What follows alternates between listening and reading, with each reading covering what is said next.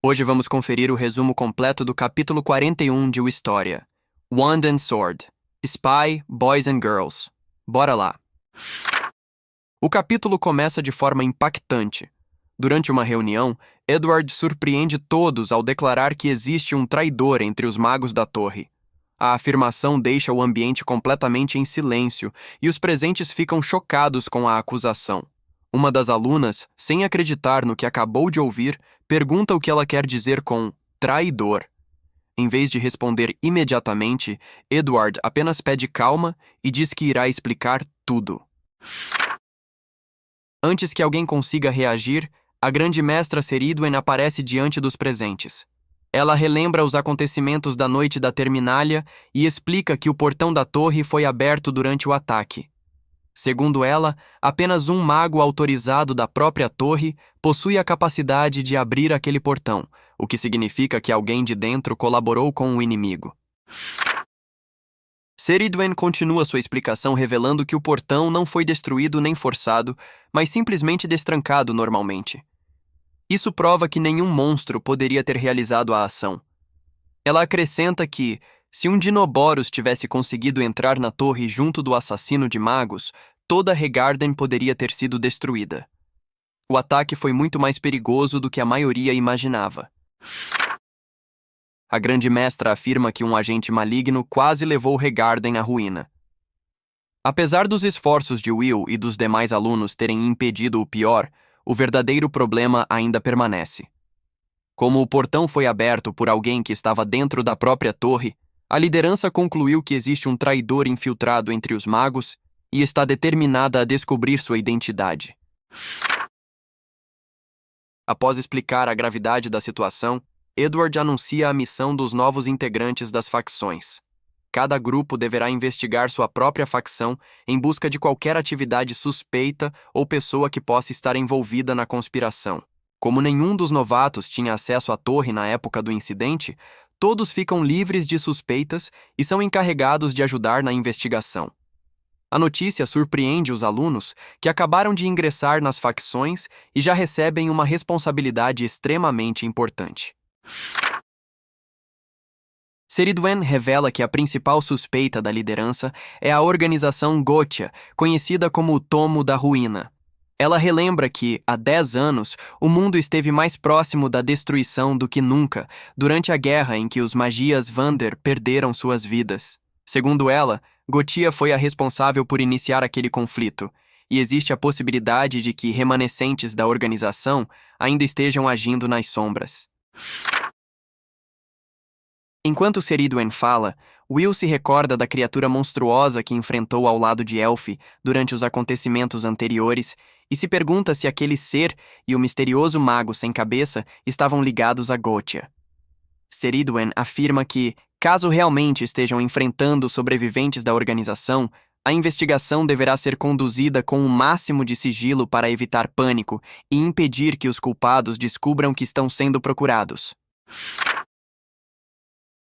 Ceridwen faz um apelo aos representantes das facções. Como mediadora neutra, ela pede que todos trabalhem juntos pelo bem do mundo e encontrem o traidor escondido dentro da torre. Antes de encerrar a reunião, ela faz um último alerta. Até que o culpado seja encontrado, todo e qualquer mago da torre deve ser considerado um suspeito sem exceções. A declaração deixa Will visivelmente apreensivo. Após o fim da reunião, os representantes deixam o salão discutindo a missão que acabaram de receber. Um deles comenta que jamais imaginou receber uma responsabilidade tão grande logo após ingressar em uma facção. Outra representante admite que ainda está em choque e tem dificuldade para acreditar que exista um traidor infiltrado na própria torre. Enquanto continuam caminhando, alguns representantes comentam como será difícil suspeitar dos próprios companheiros de facção, principalmente daqueles com quem convivem diariamente. Will percebe que Lyanna parece especialmente preocupada e pergunta o que está acontecendo. Ela responde apenas para que ele fique tranquilo e diz que ele descobrirá o motivo em breve, sem revelar mais detalhes. Enquanto o grupo conversa sobre a missão, Colette resume a situação de forma simples. Eles terão que agir como espiões dentro da própria torre para descobrir quem é o traidor. Apesar de reclamar por precisar investigar a própria facção, ela rapidamente se anima e assume a liderança da equipe de forma espontânea, convocando todos para começarem a missão. Will entra na brincadeira apoiando a ideia, enquanto Sion estranha o fato de Colette ter se autoproclamado líder do grupo. No dia seguinte, a história muda para o segundo estrato, sede da facção da Terra. Os membros da facção comemoram com entusiasmo a entrada oficial de Colette Loire. Como herdeira legítima da família Loire, ela finalmente passa a integrar a facção, sendo recebida com uma enorme celebração pelos veteranos. Os anciões da facção da Terra continuam festejando a chegada de Colette. Eles comentam que passaram décadas sendo compostos apenas por homens e que finalmente tem uma jovem entre eles. Além disso, destacam que Colette carrega o sangue de uma família que já produziu um lendário Magia Vander, aumentando ainda mais as expectativas sobre seu futuro. A cerimônia termina em meio aos aplausos e comemorações da facção. Os veteranos recebem Colette com um entusiasmo exagerado, tratando-a como a princesa da Terra. Um dos anciões chega a mandar um beijo para sua própria neta, Rose, dizendo que ela deve guiar Colette. Envergonhada com toda aquela idolatria, Colette comenta que esperava investigar um traidor, mas sente que acabou entrando para uma espécie de religião dedicada à sua família. A narrativa muda para o terceiro estrato, sede da facção do gelo. Enquanto os membros se movimentam normalmente, uma garota corre desesperada procurando por Will, chamando seu nome repetidas vezes. Ao observar a cena, Sion leva a mão ao rosto e comenta, já conformado, que foi justamente por esse tipo de situação que decidiu convidar Will para fazer parte da facção deles. Sion se aproxima da grande maga Elfaria e conta que ouviu muitas histórias sobre ela através de Will. Ele lamenta que Will não esteja presente naquele momento, mas acredita que ele gostaria de vê-la sendo apresentada como a maga nobre e bondosa que sempre descreveu. Após ouvir aquelas palavras, Elfaria finalmente se levanta, deixando Sion ansioso para ver sua reação. Para surpresa de todos, Elfaria faz uma apresentação completamente formal e gentil aos novos integrantes da facção do gelo. Ela dá as boas-vindas aos recrutas, elogia o potencial deles e demonstra confiança em Julius, dizendo que espera grandes feitos dele. No fim, porém, revela seu verdadeiro desejo: recuperar o que lhe foi roubado e trazer o Will de volta. Ao presenciar essa mudança repentina de personalidade, Sion pensa consigo mesmo que talvez tenha escolhido a facção errada. Enquanto isso, a história muda para o sexto andar, onde fica a facção dos elfos. O jovem elfo Wignall Lindor comparece diante dos líderes da facção, mas, em vez de ser elogiado, passa a ser duramente criticado. Os anciões lembram que ele pertence à prestigiada família Lindor, porém não conseguiu avançar de ano na academia e acabou se tornando motivo de vergonha para toda a linhagem élfica. As críticas continuam cada vez mais pesadas. Os líderes afirmam que Wignall não é mais inteligente que um elfo comum e que apenas mancha o nome da grande maga Eleanor. Incapaz de responder, ele suporta os insultos em silêncio até chegar ao limite, pensando que aquela situação é uma verdadeira tortura e que se sente como se estivesse preso em um interrogatório onde não pode sequer abrir a boca. Após o longo sermão, a líder da facção ordena que Wignall coloque imediatamente um anel em seu dedo. Sem entender o motivo, ele acredita que se trata de um presente e tenta agradecer.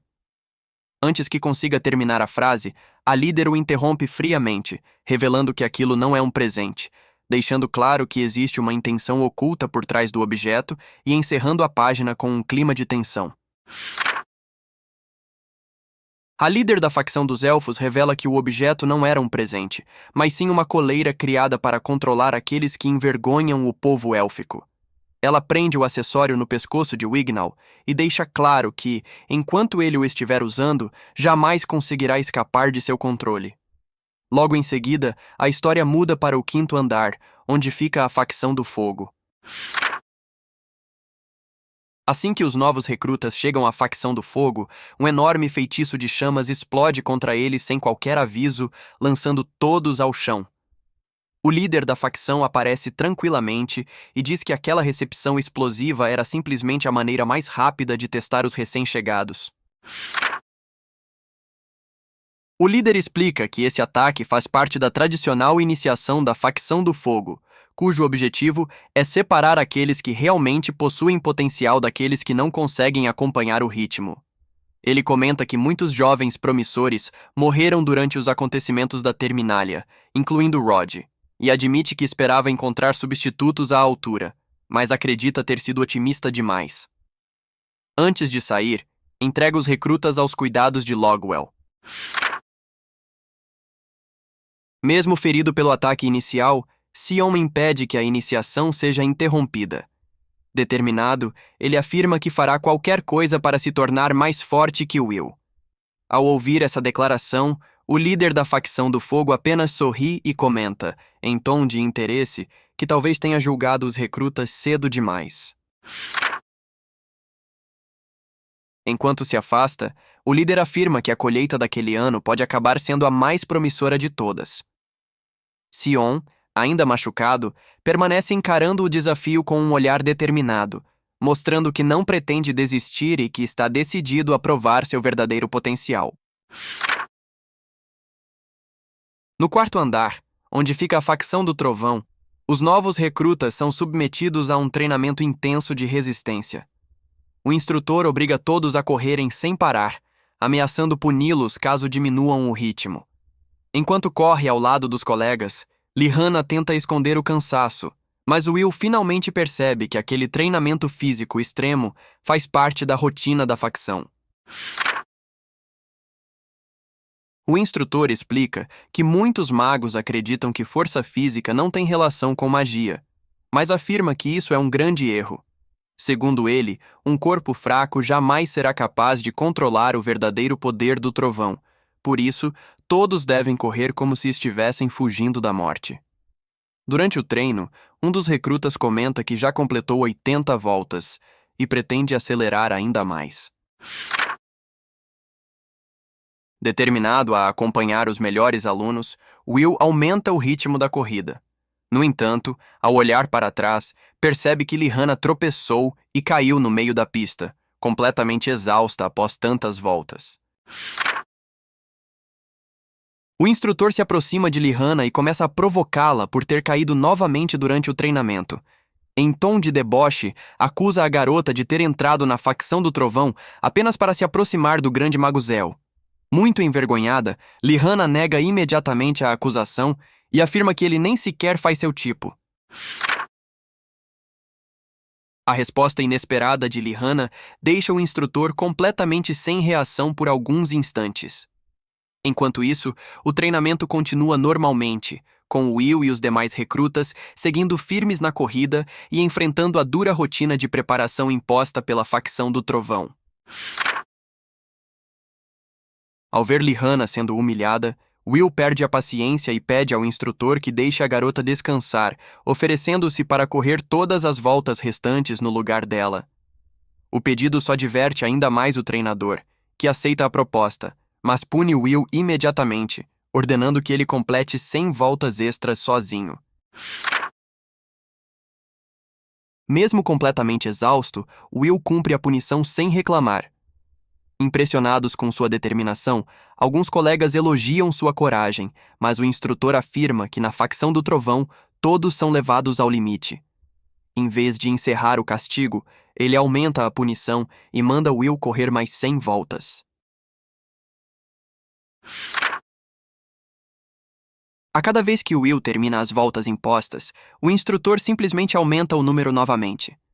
200, 300, 400, até chegar a 500 voltas. Enquanto isso, o treinador relaxa confortavelmente à sombra, assistindo tudo como se fosse apenas uma diversão. Depois de completar centenas de voltas, Will finalmente desaba no chão, completamente sem forças. Mesmo assim, o instrutor continua provocando, perguntando se ele já desistiu e afirmando que o grande mago Zell sequer se importa com alguém como ele, tentando abalar sua determinação. Sem demonstrar qualquer compaixão, o instrutor continua insultando Will, dizendo que ele nunca será digno da atenção de Zell apenas por carregar uma espada. Mesmo exausto e sendo humilhado diante de todos, Will permanece firme, suportando cada provocação enquanto tenta recuperar o fôlego para continuar o treinamento. Após completar incríveis 1.600 voltas, Will finalmente quebra o antigo recorde do treinamento. Mesmo assim, o instrutor afirma que aquilo não significa nada e revela que todos os novatos acabam correndo até desmaiar. Em seguida, ele agarra Will pelo uniforme e anuncia que o aquecimento acabou. Agora começará o verdadeiro treinamento, uma luta direta contra ele. Mesmo completamente esgotado, Will aceita o desafio sem reclamar, embora saiba que quase não tem forças para continuar. O comandante ordena que os outros alunos se afastem e desejem boa sorte ao garoto, enquanto Will percebe que terá de enfrentar um oponente absurdamente mais forte em seu estado atual. Enquanto Will inicia seu combate, a história muda para uma reunião secreta. Um grupo de figuras mascaradas discute o andamento de um plano misterioso. Segundo eles, o fracasso recente custou um tempo precioso, mas afirmam que já começaram a recuperar o atraso e que as próximas etapas da operação seguem em andamento, deixando claro que existe uma conspiração muito maior acontecendo nos bastidores.